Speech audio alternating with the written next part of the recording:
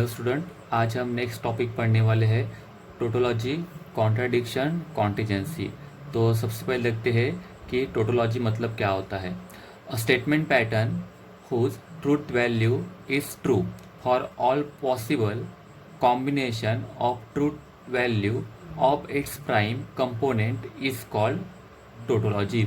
मतलब किसी भी स्टेटमेंट की ट्रूथ वैल्यू लास्ट में अगर ट्रू आती है तो उस स्टेटमेंट पैटर्न को हम क्या बोलेंगे, टोटोलॉजी बोलेंगे। और it is denoted by small T. तो टोटोलॉजी को हम किससे डिनोट करते हैं, स्मॉल टी से करते हैं। नेक्स्ट है मेरा कॉन्ट्राडिक्शन। तो क्या होता है contradiction? A statement pattern whose truth value is false for all possible combination of truth value of its prime component is called contradiction। तो इसमें क्या होता है, अगर किसी भी स्टेटमेंट पैटर्न के ट्रूथ वैल्यू सारे के सारे क्या आते हैं, फॉल्स आते हैं, तो उसको हम क्या बोलेंगे, कॉन्ट्राडिक्शन बोलेंगे। और लास्ट में है contingency. A statement pattern which is I neither tautology nor contradiction is called contingency. तो कॉन्टिजेंसी मतलब क्या होता है, ऐसा स्टेटमेंट पैटर्न जो टोटोलॉजी भी नहीं है, मतलब उसमें सारे के सारे ट्रूथ वैल्यू ट्रू भी नहीं है, और नॉर कॉन्ट्राडिक्शन मतलब सारे के सारे वैल्यू क्या नहीं है, फॉल्स भी नहीं है। मतलब इसमें क्या है, कॉम्बिनेशन है, मतलब कुछ वैल्यू ट्रू रहेंगी और कुछ वैल्यू क्या रहेंगी, फॉल्स रहेंगी। मतलब जहाँ क्या आता है, कॉम्बिनेशन आता है ट्रू और फॉल्स का, तो उसको हम उस स्टेटमेंट पैटर्न को हम क्या बोलते हैं, कॉन्टिजेंसी।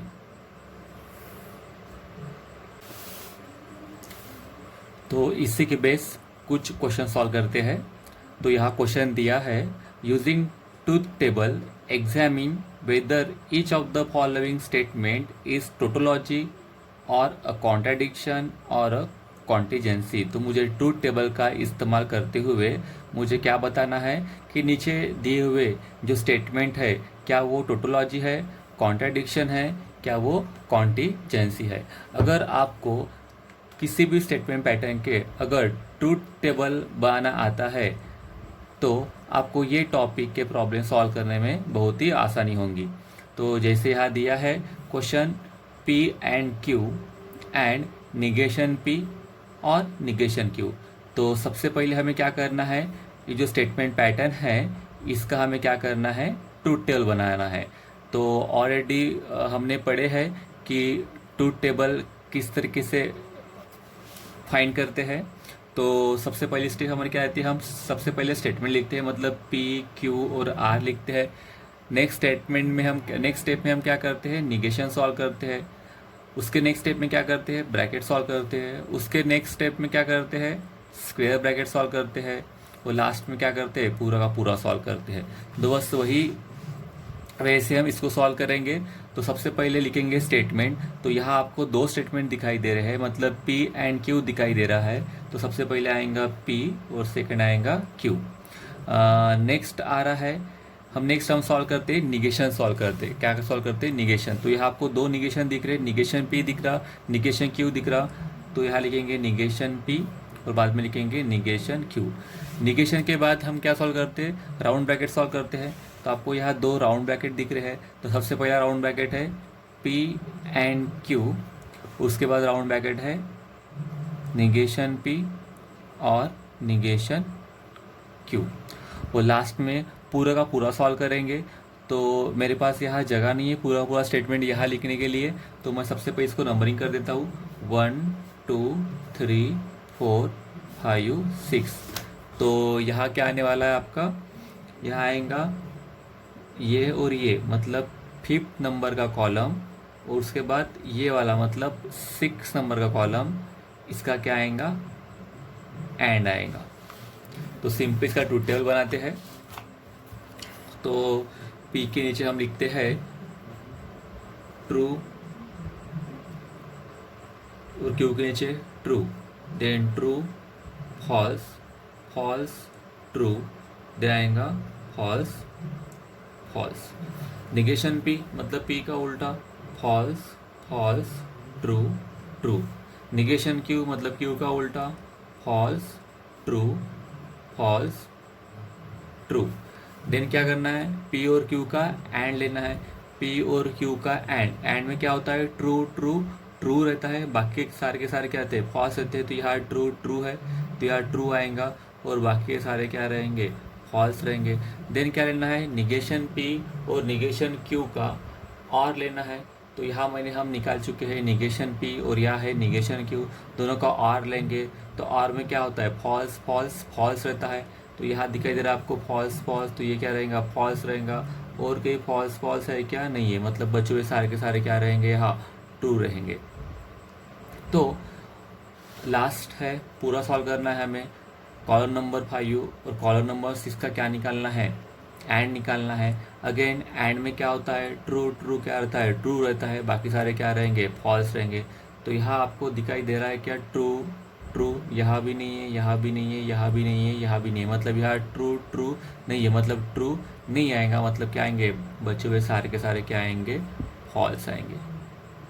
तो यहाँ आपको दिख रहा है जो लास्ट कॉलम है, लास्ट कॉलम क्या है, ये पूरा पूरा स्टेटमेंट लास्ट कॉलम है। तो लास्ट कॉलम के अंदर सारी की सारी ट्रूथ वैल्यू कैसे आ रही है, फॉल्स आ रही है। मतलब जब क्या रहेंगी, सारी की सारी ट्रूथ वैल्यू क्या रहेंगी, फॉल्स रहेंगी, तो वो कौन सा स्टेटमेंट पैटर्न रहेगा, उसको हम क्या बोलते हैं, कॉन्ट्राडिक्शन बोलते हैं। तो ये जो स्टेटमेंट पैटर्न है वो क्या है, कॉन्ट्राडिक्शन। इसलिए हम यहाँ क्या लिखेंगे, all the truth value in last column are capital F, therefore hence it is contradiction. तो लास्ट कॉलम के सारे ट्रूथ वैल्यू क्या आ रही है, फॉल्स आ रही है, इसलिए ये जो गिवन स्टेटमेंट पैटर्न है वो क्या है, कॉन्ट्रडिक्शन है। तो और एक नेक्स्ट प्रॉब्लम लेते हैं। तो यहाँ कुछ प्रॉब्लम दिया है।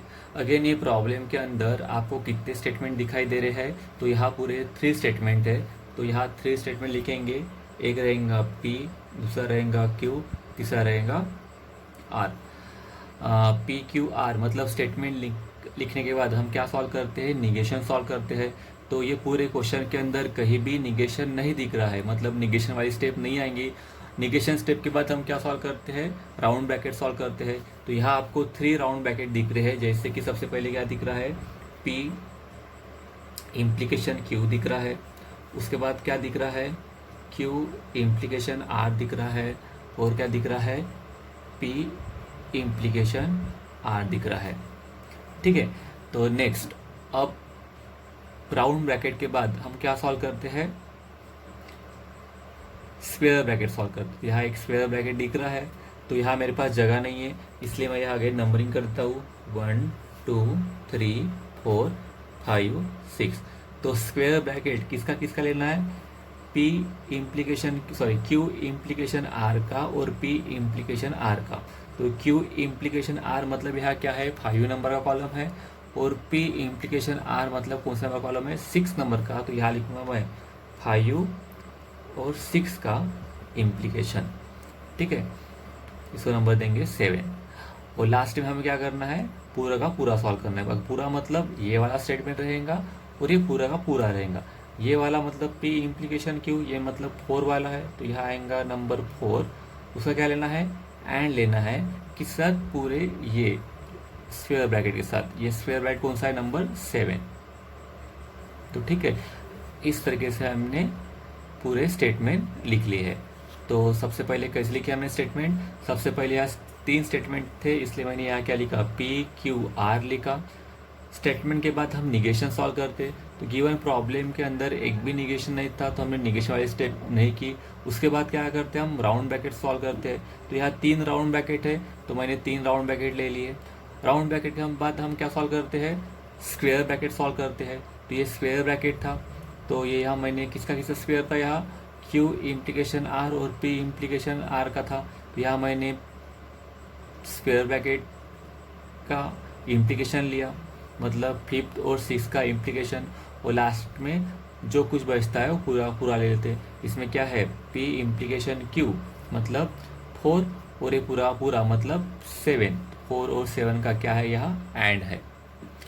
तो सॉल्व कर दे इसको हम। तो अगेन यहाँ कितने स्टेटमेंट है, 3 स्टेटमेंट है, मतलब क्या आएंगे यहाँ, पी के नीचे 4 time true, 4 time false. True के नीचे 2 time true, 2 time false, 2 time true, 2 time false, ठीक है। और आर के नीचे true false, true false, true false, true false.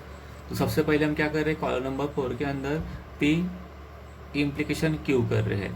P और क्यू का इम्प्लीकेशन में क्या होता, ट्रू फॉल्स, फॉल्स रहता है और बाकी सारे के सारे ट्रू रहते हैं। तो देखेंगे यहाँ ट्रू फॉल्स आपको कहीं दिख रहा है क्या, ट्रू फॉल्स, ट्रू फॉल्स, यहाँ दिख रहा है आपको ट्रू फॉल्स, तो ट्रू फॉल्स, यहाँ भी फॉल्स रहेगा। अगेन यहाँ ट्रू फॉल्स है तो यहाँ भी फॉल्स रहेगा, यहाँ नहीं है तो और कहीं ट्रू फॉल्स नहीं है, मतलब बचे हुए सारे के सारे यहाँ क्या रहेंगे, ट्रू रहेंगे।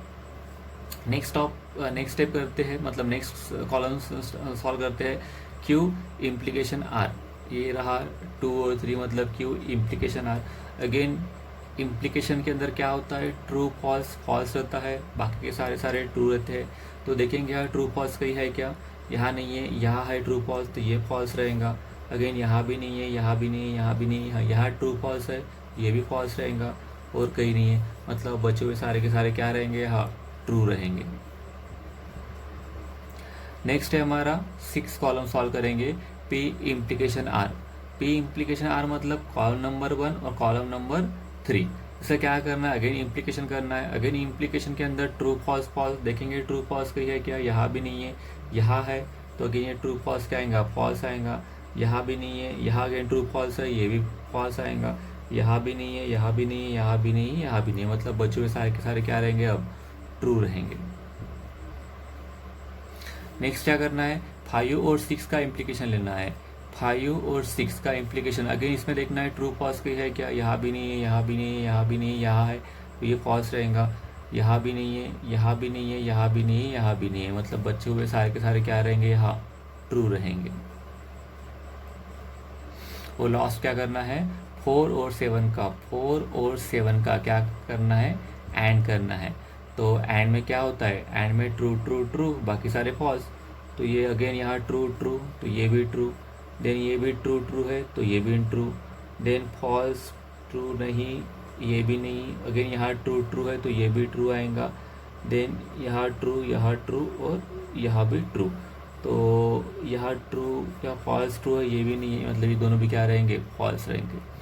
तो ये जो स्टेटमेंट पैटर्न दिख रहा, जिसमें लास्ट कॉलम के अंदर क्या दिख रहा आपको कि यहाँ कॉम्बिनेशन है, मतलब कुछ वैल्यू ट्रू है और कुछ वैल्यू क्या है, फॉल्स है, इसलिए ये स्टेटमेंट पैटर्न क्या है, कॉन्टिजेंसी है। तो यहाँ हम लिखेंगे all the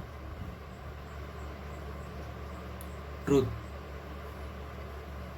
value in last column are the combination of true and false, therefore hence given statement pattern is contingency। तो इस तरीके से हम आइडेंटिफाई करते हैं कि गिवन स्टेटमेंट पैटर्न टोटोलॉजी है, कॉन्ट्राडिक्शन है या फिर कॉन्टिजेंसी है। तो टोटोलॉजी कब रहेगा, जब लास्ट कॉलम के अंदर सारी की सारी जो ट्रूथ वैल्यू क्या आती है, अगर ट्रू आती है तो गिवन स्टेटमेंट पैटर्न क्या रहेगा, टोटोलॉजी रहेगा। अगर लास्ट कॉलम के अंदर सारी की सारी वैल्यू क्या आती है, फॉल्स आती है, तो गिवन स्टेटमेंट पैटर्न क्या रहेगा, कॉन्ट्राडिक्शन रहेगा। और लास्ट कॉलम के अंदर अगर ट्रू और फॉल्स दोनों का कॉम्बिनेशन आता है, मतलब कुछ वैल्यू ट्रू और कुछ वैल्यू क्या रहती है, फॉल्स रहती है, तो गिवन स्टेटमेंट पैटर्न क्या रहेगा, कॉन्टिजेंसी रहेगा।